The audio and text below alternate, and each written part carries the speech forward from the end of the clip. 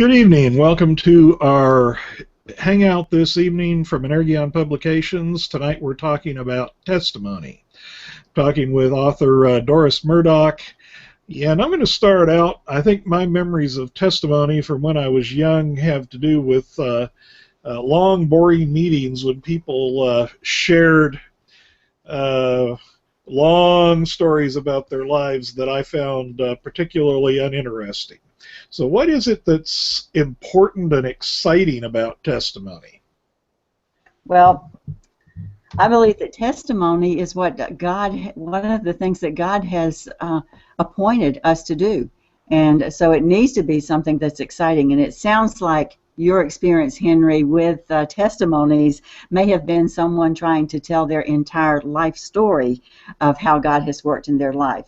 And that's the difference in what I'm going to share with you tonight, that we look at testimonies, we look at a testimony as broken up into many testimonies over a lifetime. Our original salvation testimony, and then our spiritual markers or points within our life that change our faith path. And so each one of those is going to become a story or a testimony if you use the text that I have created. So I think that may be the difference in a boring testimony and an exciting testimony. Okay, so it's not necessarily a positive thing if the story is long. It could be short as well. I think so. I think a testimony could be 10 minutes, and that's okay. In fact, I think most people listen better at about 10 minutes than an hour. Okay. Last night we started our Consider Christianity Week. This week is Consider Christianity Week. One of our authors named Elgin Hushbeck started that. It's the 22nd annual Consider Christianity Week. It was very interesting as Thomas Hudgens, who has actually just completed translating Greek grammar into Spanish that we just got through the printer today. He and I were chatting about this, and it was amazing to me how many times the word testimony came up in our discussion. Now, last night was not labeled as being about testimony, but one of the keys that we had, we're talking about the confidence in our faith, was hearing the testimony of the people all the way back in from Bible times, the testimony of the people in between, and the testimony of the people today. So we heard the word testimony over and over again, and so I'm glad that even though we didn't really plan it that way, we have you coming on next. So we're going to go nuts and bolts tonight. You know, how do you put this? How do you put this together? And just as a quick question before I start on the nuts and bolts, you obviously believe that a testimony doesn't have to necessarily be spontaneous or just, without planning. You're looking at sitting down and thinking about your life, meditating on what's happened, and being intentional constructing a testimony. Yes, in the text or the book, Testify, it is an intentional plan to develop or to construct a testimony through that. I do believe that testimonies do come very naturally to some people. I think some people, though other people may never come up with a testimony if they did not have some kind of plan. But some people can spontaneously come up with a testimony. God speaks to them and they instantly have something that they can share with the congregation or with other people, to unbelievers or those that are believers that just need some encouragement. But I think that there's use for both of these, that some can be spontaneous and some can be planned. I even think, though, even with spontaneous, that person has probably contemplated what has happened in their life, how has God changed them. I think they've contemplated that, and I think that they may have prayed about it, and God may have spoken to them about it prior to them doing that testimony that seems spontaneous. It's interesting because you're talking about people having a testimony. It's interesting that you'd mention that people not realizing it. I mean, I recall once in leading a Bible study that one of the ladies there essentially said, I don't really have, I can't think of any gifts that I have or anything really. And it was interesting that then probably half a dozen people in the room, I guess we could say, testified for her that they had received cards or notes of encouragement from her at critical moments in her life, and she had just never realized what was going on until she heard that from somebody else. Mm-hmm. And and this is getting into a whole different thing. But when we look at the networking program that identifies spiritual gifts, that's one of the things that it does. Is it has other people look at you and affirm what your spiritual gifts are, and so that's one of the strengths of that particular spiritual gift program, which actually doesn't have anything to do with our conversation tonight on testimony. But yes, some people don't realize it, but they need affirmation, or they need encouragement, or they need a plan. They need something to help them move forward. And I feel like that the structured plan in the book Testify does that for you. Yeah, we're not very strict about sticking to the subject if things come up that are worth talking about.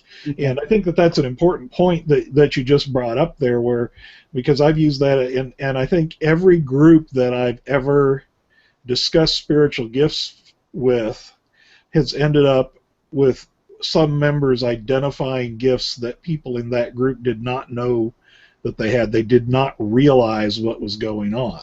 Right. It just occurs to me as we're talking right here that could have to do with many aspects of your testimony that you, part of what you're talking about here in the book Testify. I'm going to hold this up now. I'm talking with Doris Murdoch, who is the author of the book that you see on the screen called Testify. You can see the cover right there. And this goes into your testimony. Now, we've already used the phrase constructing your testimony, and I know constructing might sound to somebody like almost making up. That's not what we're talking about. We're talking about identifying and then thinking about an effective testimony. What is it that I'm going to share? So in this book, let me just tell people just a little bit about it, and you can comment as you want, but this one starts with the ways that you would identify, talking about salvation for the first section, and then our role, man's role in sharing Christ, and goes through there, and that talks about what testimony, and then finally testify to your faith. In that third section, we have a pretty close to the content in the smaller book, Constructing Your Testimony, also, of course, by Doris Murdoch. So that gives some idea of how to testify, and we're going to talk some, if people hang around until the second half hour, I will get in a question here for Doris about the workshops that she does on this subject and how you can look at this in your church. How can you, how shall I say, ignite the use of testimony? Because I'll guarantee you, if you get your church members actively examining themselves and then giving their testimony, it's going to do things. It is. Yeah, go ahead. It is going to do things, but it's interesting when you talked about these spiritual gifts, because spiritual gifts are another area that's difficult to pull people in or to convince the congregation that everybody needs to become aware of their spiritual gifts. I found the same thing is true of testimony. It's difficult to pull people into this. Right now, the group that I'm working with is in a workshop on developing their testimony, which has been it's going to be going on probably for 8 weeks now. And I offer a 3-hour workshop, but it can go on as long as you want it to.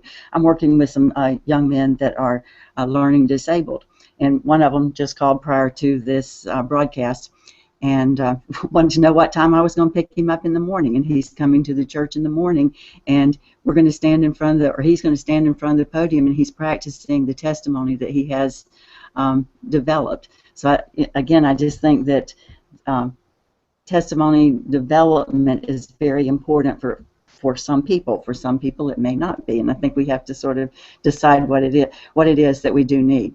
But there's, like I said, there is a fear also. There's a fear of spiritual gifts, identifying spiritual gifts, and there's a fear in developing a testimony. And I really didn't realize that until I started the workshops, that there is a fear. But I think powerful things will happen with testimonies. Okay, well, let's continue with this. I'm going to continue a little, it looks a little bit off of the central topic, but going around here, we're talking about developing this in church. One of the things that this does is everybody has some kind of testimony to give. We're very used to thinking of a small number of people, like the pastor or a few people who are Sunday school teachers and may have been Sunday school teachers forever, having something to say. And we certainly love the people that we have in the church who have experience and gifts of teaching or preaching or whatever. But we're talking here about an everyone thing. Yes, every person has a testimony, and if it's a young Christian or a young person, they may only have one testimony, and that would be their testimony of salvation. But you figure someone that has been a Christian for a very long time, they should have many, many testimonies, because those challenges and that we have over the years that cause those spiritual markers to come forward. It's an identifiable mark in your Christian walk. When that comes forward, then it causes you to change in direction or to change a belief or to be spurred on to further your education or to seek out some particular knowledge. And so anyhow, those people that are very experienced in being a Christian should have many, many testimonies, because if they're a growing Christian, and that's what it comes down to. Growing Christians have many, many, many testimonies. I have in my notes the question for you that says, why is it important to be able to give my testimony? But you've really already answered a good deal about that. But it occurs to me that you just gave us an additional answer, which is those of us who have been Christians for some time and have a number of stories to tell need to be telling those stories so that other people are encouraged to join in and to help other people, how should I say, to break the barriers that they have to getting up and actually sharing and contributing as part of the body. Let me just give you the scripture, Matthew 28:19-20. We know that's our Great Commission. Go therefore and make disciples of all nations, and I've underlined go, and I've underlined make disciples of all nations, baptizing them in the name of the Father and of the Son and of the Holy Spirit, teaching them to observe all things I have commanded you. And remember, I am with you always, even to the end of the age. Testimony is right there in that God has commanded us or commissioned us to give a testimony as one of our main responsibilities as a Christian. And so we must share the gospel, whether it's to a non-believer or whether it's to a believer. A non-believer, it may encourage them to believe in Jesus Christ, and that Jesus Christ died on the cross for them, was resurrected, and promises that person eternal life in heaven. But for a believer, it can just encourage them to grow. That, hey, I've done this before. What happened to me? Why didn't I grow? Why didn't I make a change? And then they do make a change, or they investigate it and find out what is it I need to be doing, because I need to be growing like this other Christian. So I think it can spur other people on if they listen to testimonies. And you make the second thing that you underline there, making disciples. Mm-hmm. The go is a good one, but we're going to step past the go to the making disciples, because that's not just getting people to stage one. That's not just getting people to decide. Making disciples is a much longer process, right? Yes, it is. Yeah. We can, through a testimony, we can encourage belief, but then we make disciples. And so make disciples is going to be from believers or followers. Okay, and I think that those testimonies then do encourage people, especially when you encounter hardship. If the other folks are honestly testifying that we have lived through things that are difficult and God has seen us through, that kind of testimony is a great encouragement to understand we're not alone. Exactly. And you mentioned about the hardships. It doesn't always have to be a hardship, but through a hardship, many times people don't see that God is a part of that, and that they can, reach out to God, and God will, get them through this experience. And that's true even of Christians. So we all need to listen to other people to help us to become more accountable for our beliefs and where we're going in our faith journey. And there you went and used the L word, listen. I think that's one. That's one we don't all like to hear. So there are some of us who like to talk, but we do all need to hear that L word, because that's the other half. That's the other side of the testimony, is you got to hear them. Yes.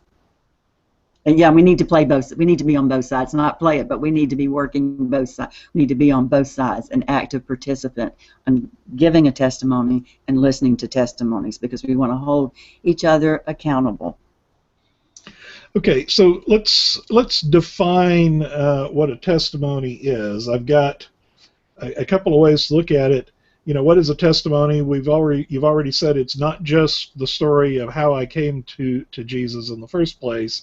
It has to do with discipleship, and I think I'm going to also combine this. What's the difference between a testimony and just telling a story about something? Difference in a testimony and telling a story, because yes, we can build a testimony from the spiritual markers that I discuss in the book, but just telling a story is just telling a story. Might tell about an event, but the difference in the spiritual marker or the testimony, spiritual marker that spurs you on to tell the testimony, is it shows how God is working in your life. When you're just telling a story, you're not talking about how God's working in your life. But when you have a spiritual marker and you share a story or testimony, it still can be your story. That story must share how God has worked in your life and changed your life and spurred you on to grow in your faith journey. Okay, and that's going to ask you to go back and look at your stories. And in effect, you're going to look at your stories and see where they are testimonies. I'm fairly certain that you and I are going to agree that there isn't a story out of our lives where God wasn't in there somewhere. Yes. Mm-hmm. So whether we admitted it at the time or not, yes. Right, and so sometimes it may be difficult to figure out just where it is, but that's part of the process. Right, and that's where it can't always be spontaneous, because that part cannot be spontaneous. Sometimes we have to sit and contemplate on what has happened in our lives. What did I do? How did God get me through this situation? How was God working in my life? And then how did God change my life? That basically defines what we're looking for in a testimony. It's so interesting because it brings me back to what we were talking about last night when Thomas and I were talking about, how can we get our churches doing more study of the Scripture? That, in a lot of ways, there's less and less, knowledge of the Scriptures. And we were asking that question, and one of the things that Thomas pointed out was people who are teaching or preaching, that you have studied and you show through the way that you share, what that means and what that does. So in other words, you're inviting the people as you teach to follow that example, or to live that testimony of going and studying and the spiritual results. And we're going to let you say some more about spiritual markers. You've used the term several times. I'm going to make sure to get there so that you can talk about that just a little bit more as we go on. Okay. Well, spiritual markers go hand in hand with testimony, because you can build a testimony from a spiritual marker.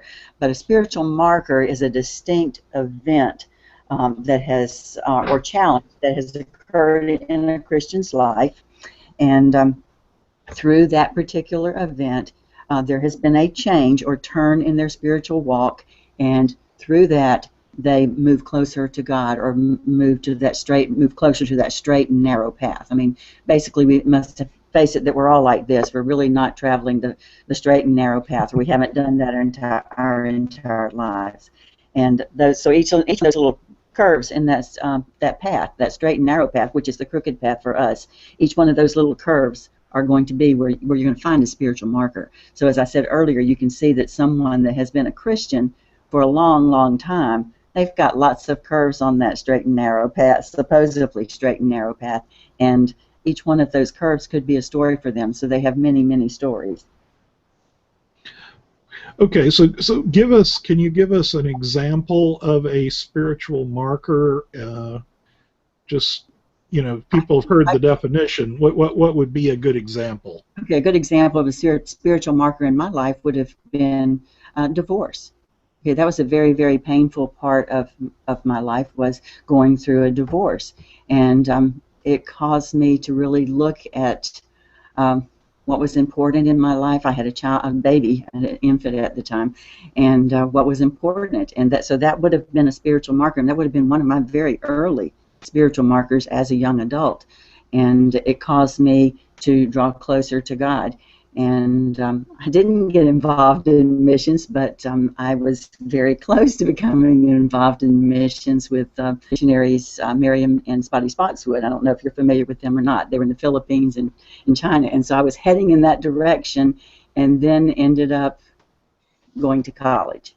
And so that was where God sent me that particular time, was to college. I did not go into missions at that point in my life, but that was a spiritual marker for me.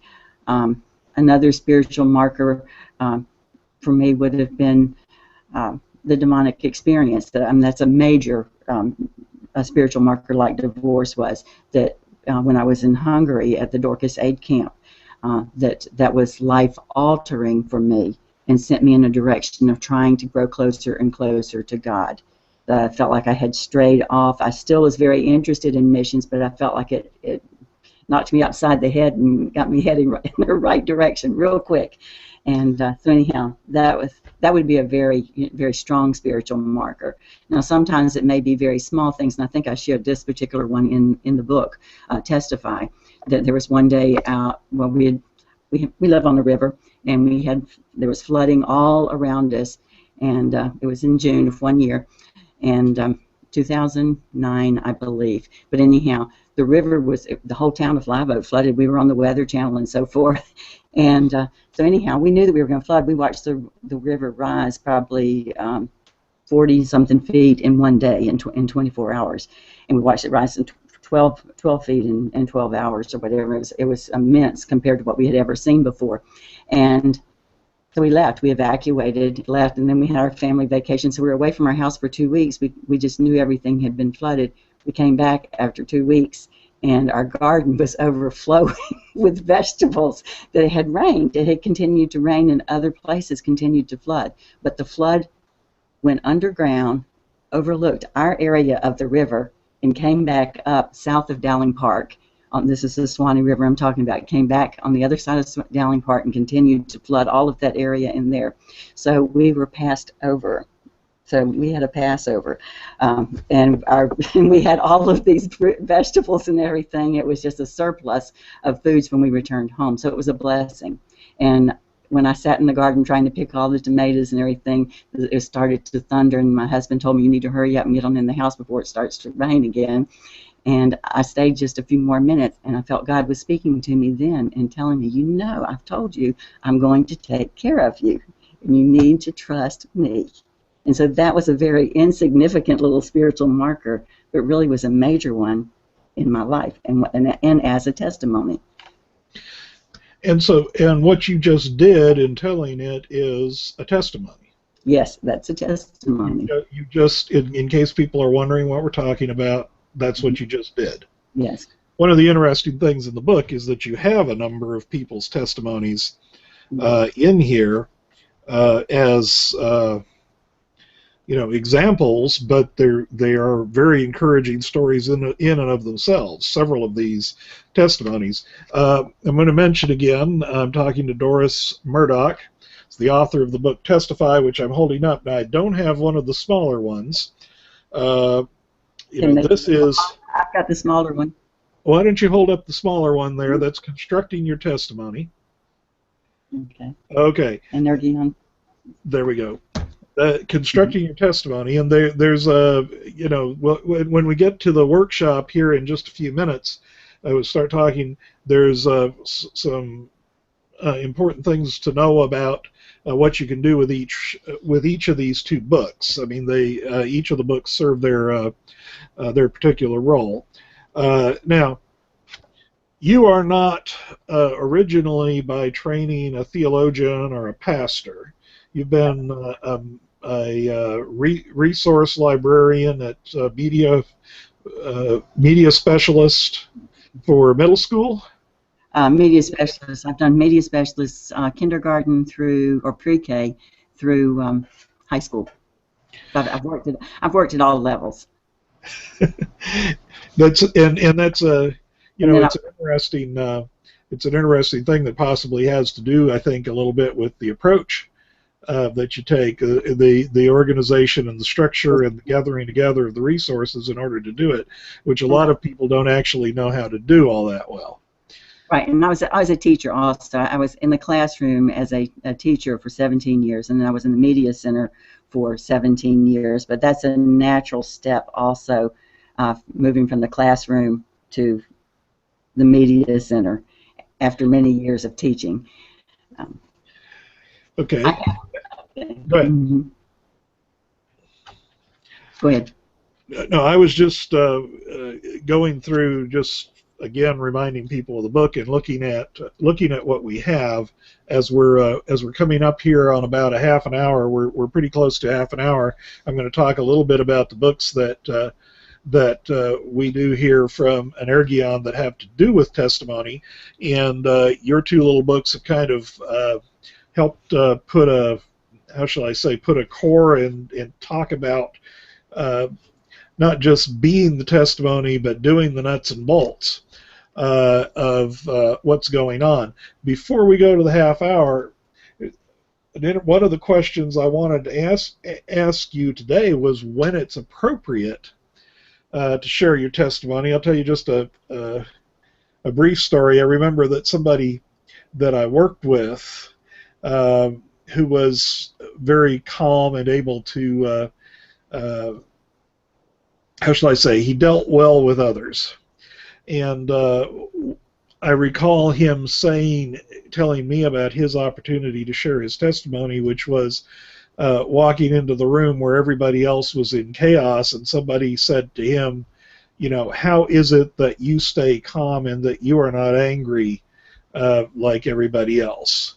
And that was his moment of sharing his testimony. When is it appropriate to share a testimony?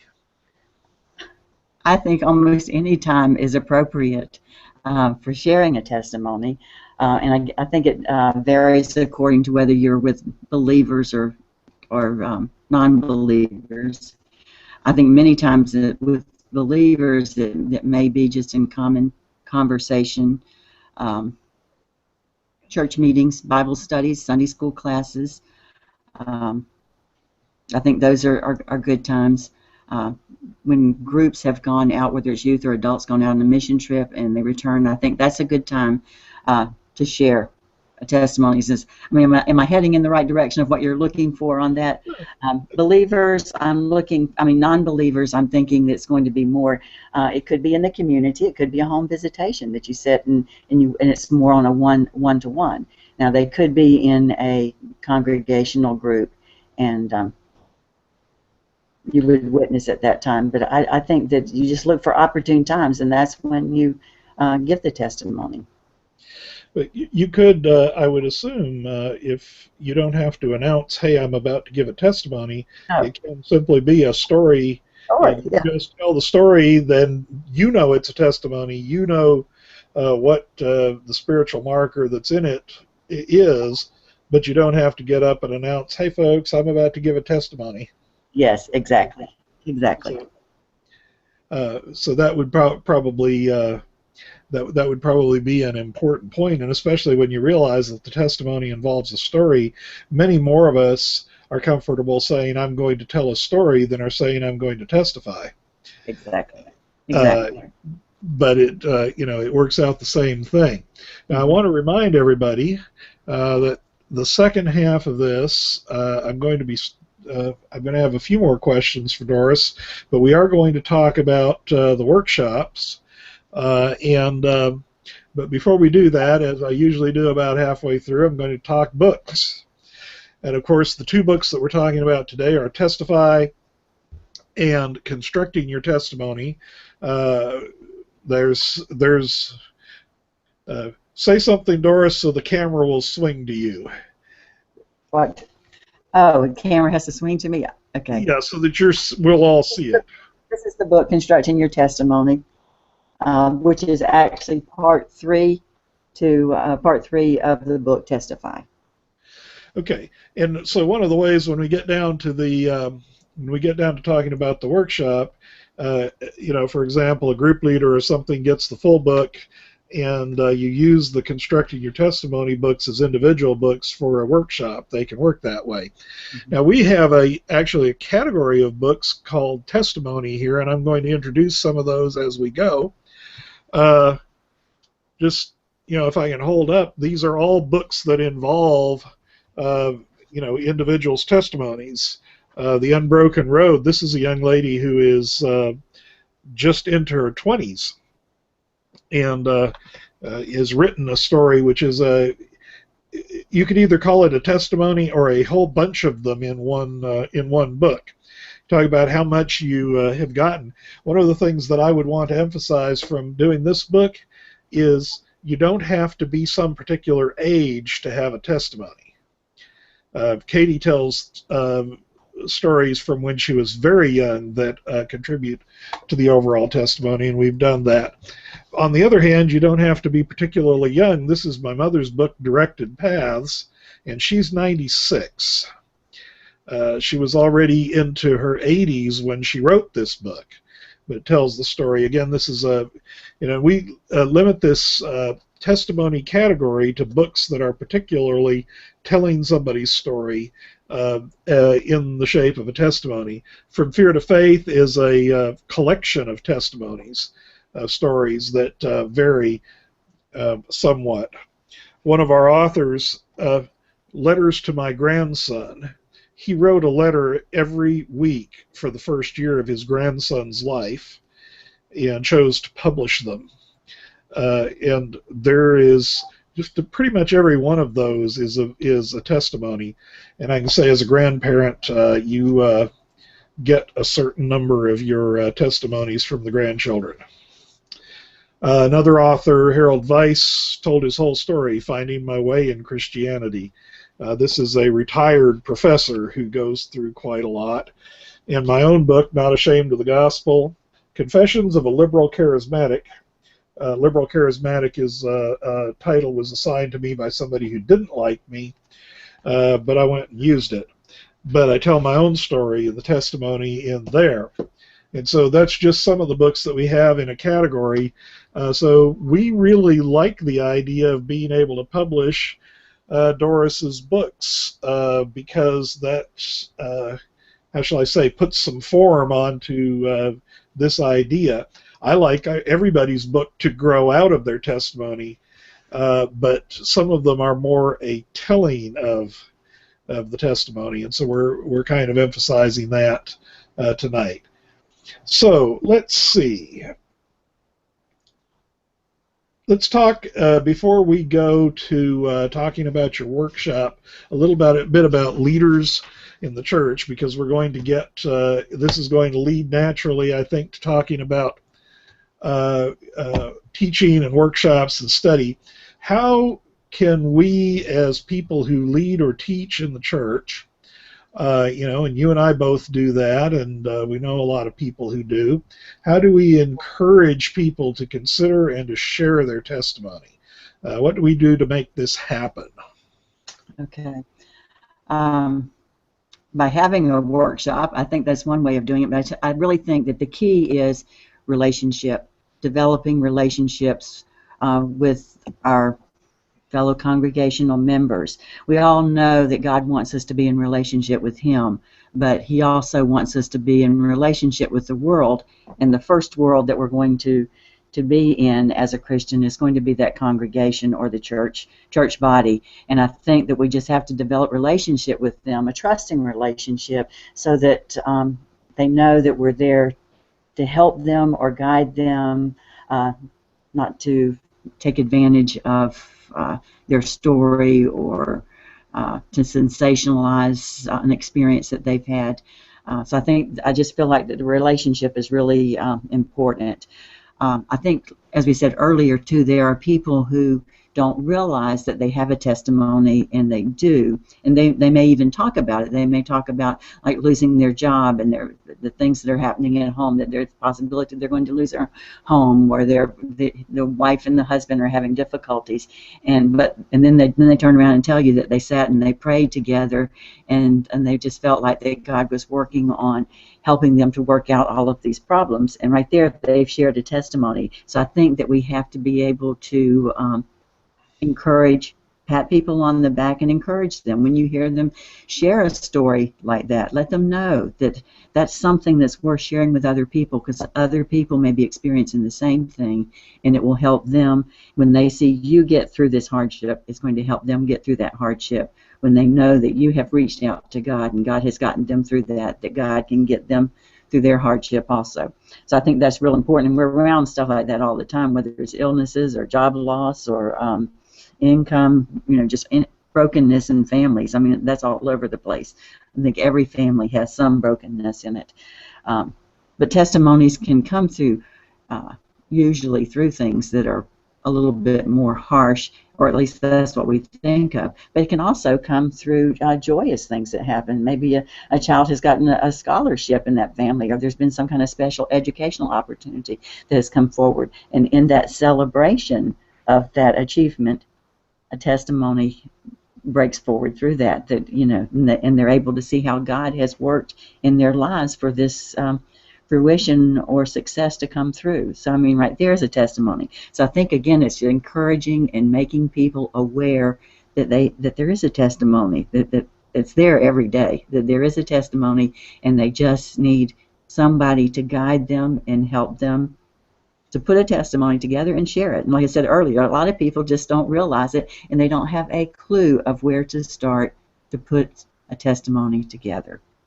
So we all have a story. Yeah. So now, should we probably, somehow make time in our Sunday school classes, our worship services, anything like that, to hear testimonies? So that would let people know about what's going on. Yes, I think that we should, that it may need to become a more comfortable part of the worship service. And again, this is being critical. Maybe we shouldn't be so judgmental of how long the worship service is, that maybe it does go over 10 minutes so that somebody can share a testimony. So that I think the church may need to become a little bit more flexible in order to allow testimony development to come forward in the church. But yes. You mean we're going to we're going to miss out on getting into the restaurants before 12:15? That's right. That's right. Or we might be 10 minutes late to Sunday school and have to condense the Sunday school lesson a little bit.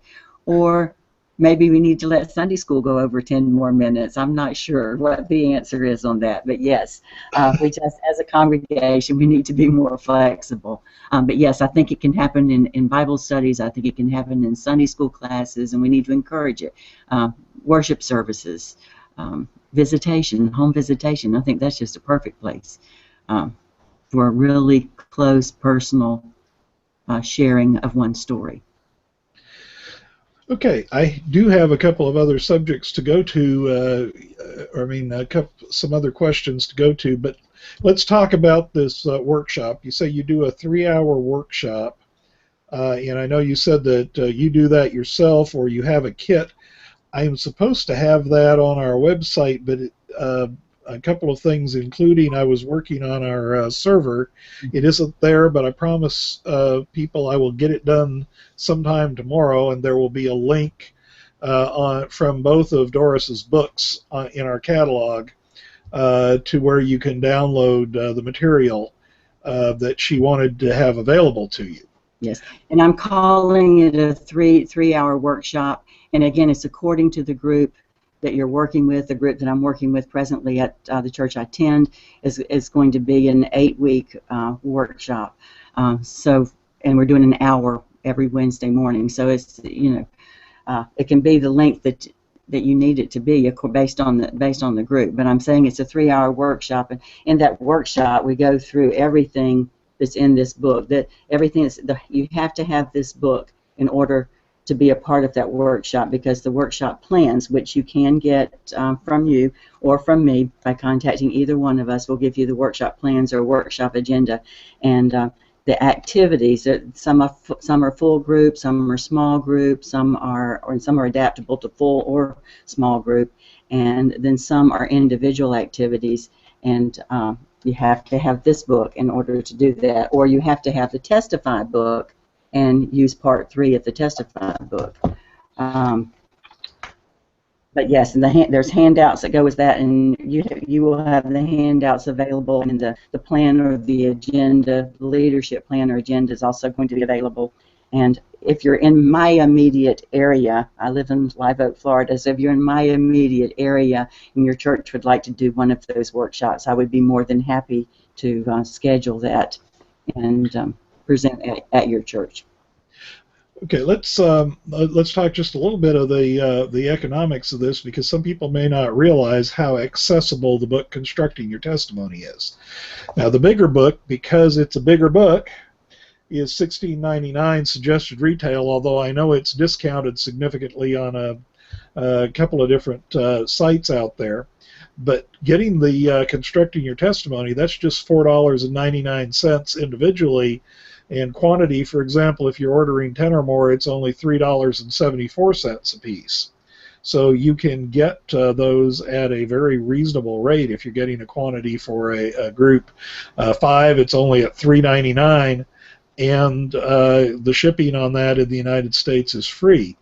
Of course, if you're working around the Live Oak area and can work with Doris, I'm sure she has some copies around there that will take care of that you don't have to get them shipped in from here. But if you're, say, on the other coast or something like that, those are easily available. So essentially, then, probably one of the things you're saying depends on the group. One thing might be how large the group is. The more people you have, the more time you would probably need to let people actually share. Mm-hmm. Is that true, or? With the, I was going to say, I don't know. With the way that the workshop is planned, group size should not be a major factor in the initial training or training in the development of a testimony. What takes the most time is when an individual begins to identify their spiritual markers, and that interaction that you need to have with each person concerning those spiritual markers. And then when they get to the stage where they're actually writing or developing into a writing their testimony, that may take that is what consumes most of the time. The other, I think, even with you don't want too large of a group, but I think you could have a group of 25 and you still can cover the same material that you could cover with a group of 6. With the way that the leadership plan is organized. Okay, and that would be one of the things that you're willing to supply is the agenda, the program for doing the workshops. Yes, and anyone is welcome. Also, once they receive the materials, if they have questions or other ideas or concerns or whatever, feel free to call me, and I would be happy. I would love to discuss that with them. Okay, now if you're setting up one of these workshops in your church, what kind of commitment should the church make to testimony? I understand there may be differences in what the church will do, but what is the thing that the church need? What might the church need to commit to in doing this sort of thing? And you might think about the spiritual gifts program you were talking about, because I think we've both experienced where you talk about spiritual gifts, and then it tends to die out because too many people aren't looking for it or aren't giving opportunities for people to exercise the gifts that they've identified. So go ahead. Ask the question one more time. Well, no, I'm just asking, what does the church need to commit to make this successful? That it can really get a church going. What does the church need to commit to for it to really get the church going?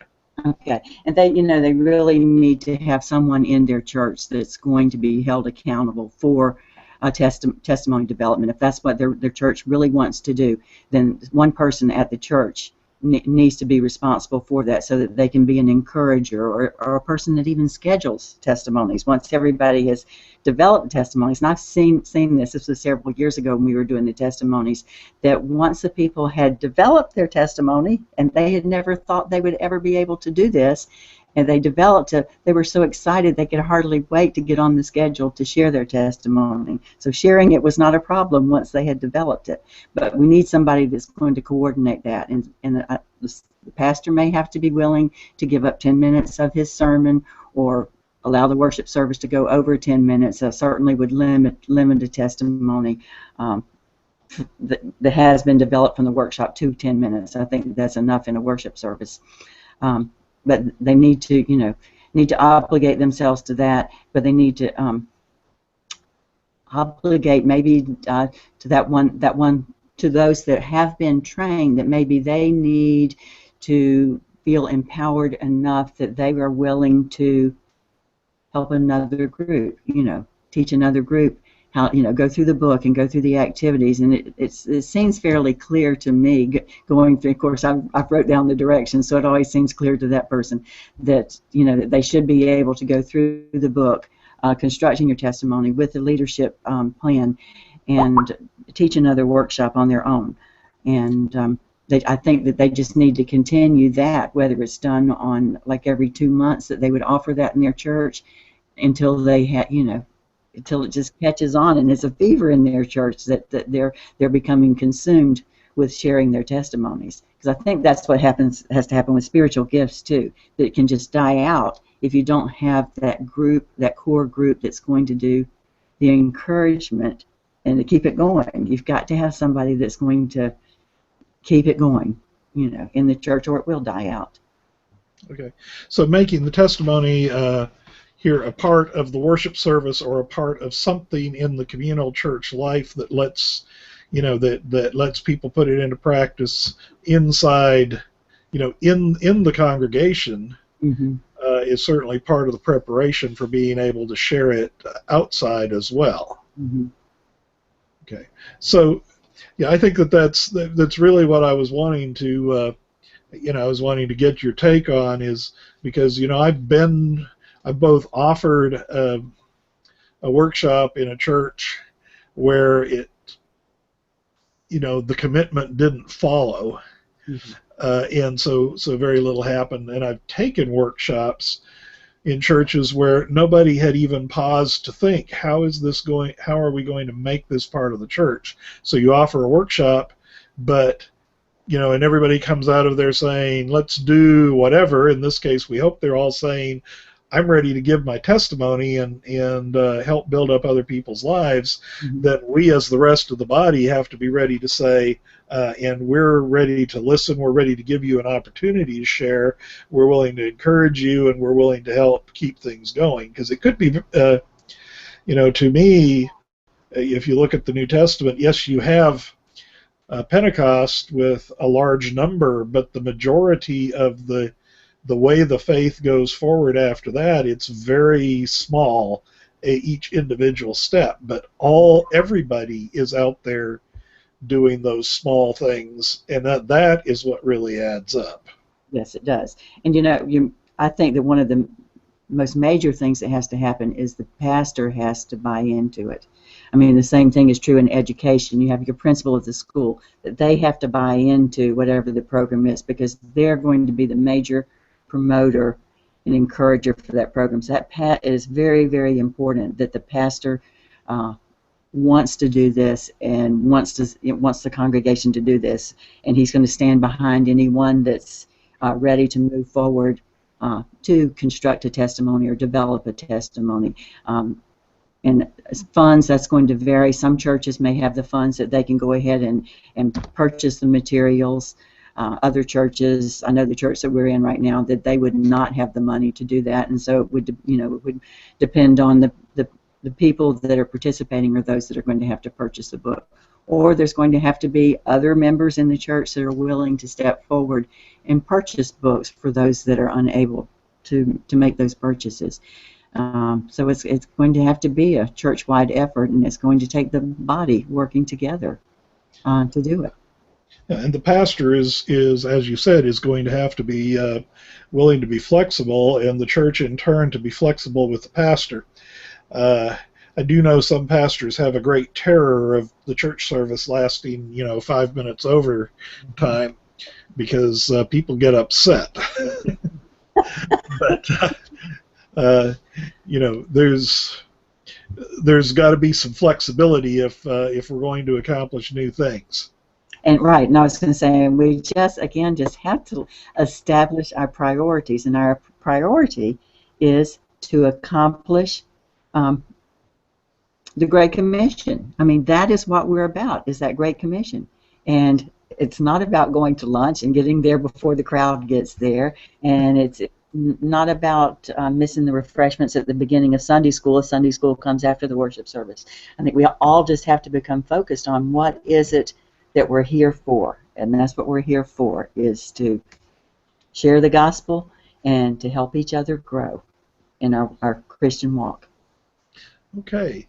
Now, I think that it's probably fairly clear to people how this relates to our Consider Christianity Week, because Consider Christianity Week is for talking about Christianity and sharing our faith and learning more about our faith, and testimony really has to do with all of that. And in addition, as we're talking about Lent, Lent is something that grows out of experience. We commemorate every year, and sometimes we remind people, Easter Sunday doesn't come without Good Friday.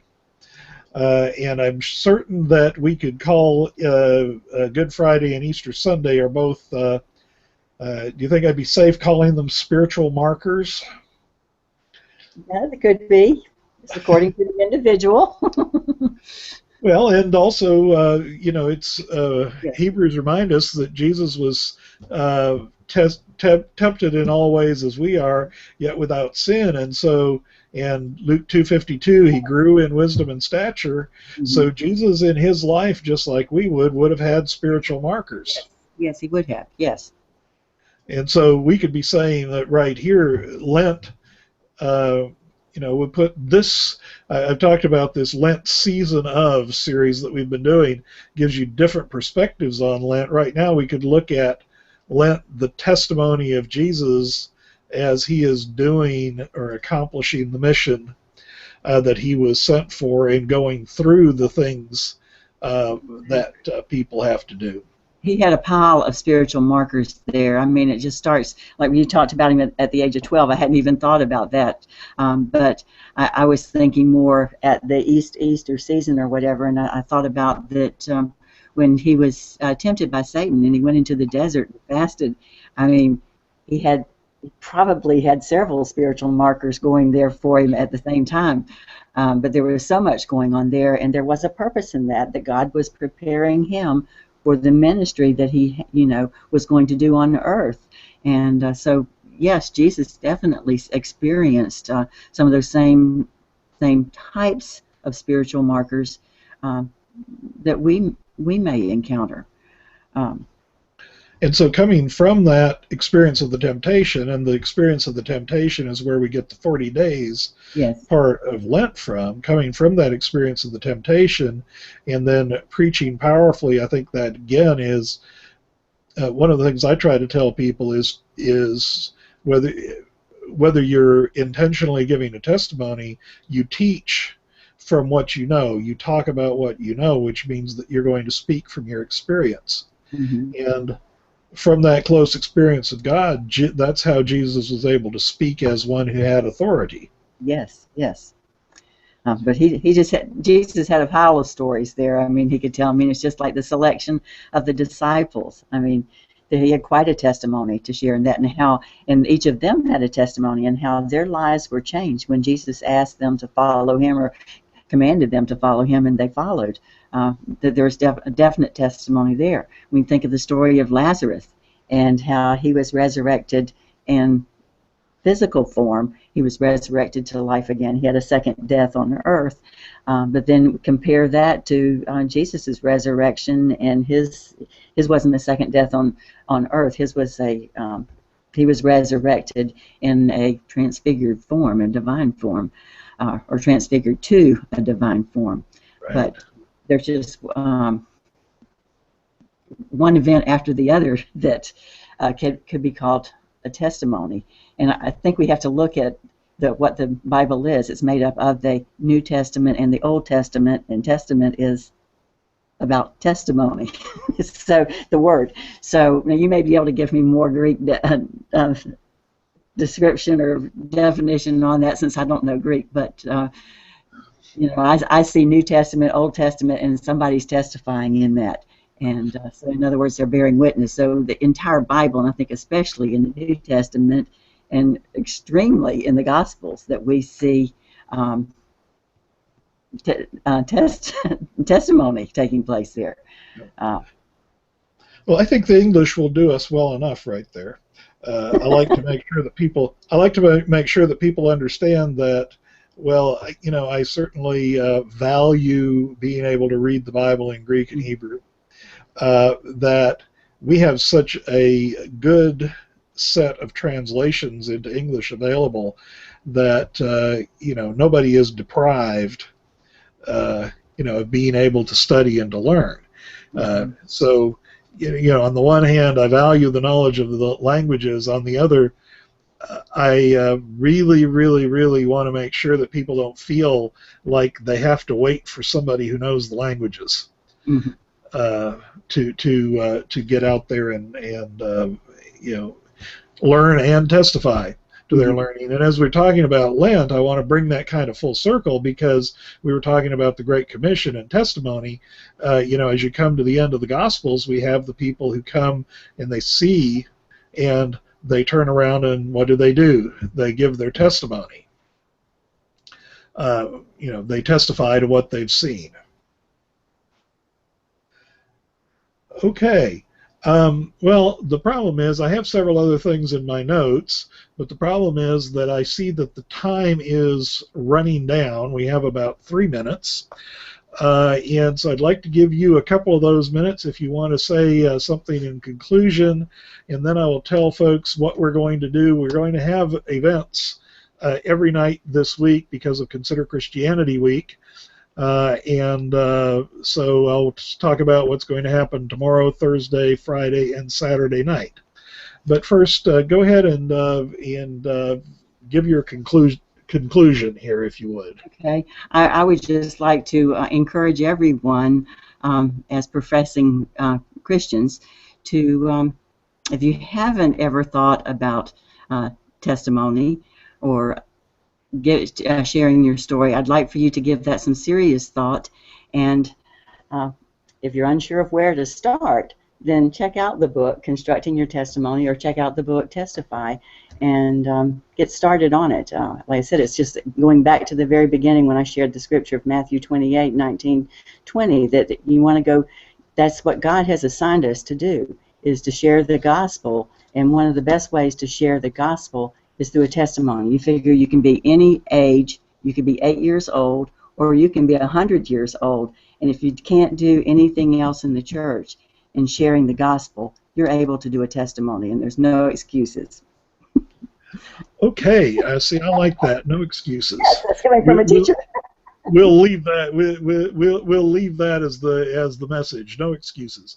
Okay, I've been talking to Doris Murdoch. The books are Testify, which I'm waving up here right now. That's the big one. And if she'll wave and yell with Constructing Your Testimony, that's the other book.